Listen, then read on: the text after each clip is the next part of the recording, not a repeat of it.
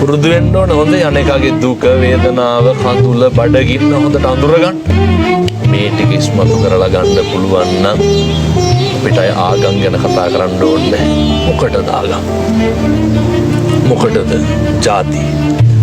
ඔය ටික හුරු වෙලා ගියාට පස්සේ ඔය චෛත්‍ය ගෙඩි පිටින් ඉල්ලක් වැඩක් නෑ අයියෝ. ඔය ටික ජීවිතේ මැරෙන්න කලින් ප්‍රගුණ කරගන්න බැරි. මොන පොරටෝක් දුන්නත් තේරුමක් නෑ. මොන විදියට තරග කෙරුවත් වැඩක් නෑ. කවුරු හරි බැනගෙන එනකොට ටිකක් පස්සට යන්න බැරි නම් තප්පර 40ක් විතර ඉවසන්න බැරි නම් ඇත්තට මිනිස්සු බන්ධනාගාරින්නේ. මම නිකන් මතක් වෙච්ච ඉඳලා තප්පර 30ක් විතර ඉවසන්න බැරි වෙච්ච ඉඳලා අනේකට ගරු කරන්න බැරි වෙච්ච ඉඳලා අනේකගේ වරදට අපි කෝප වෙච්ච ඉඳලා එහෙම නෙමෙයිද? ගති ගුණ අතින් අපි තවම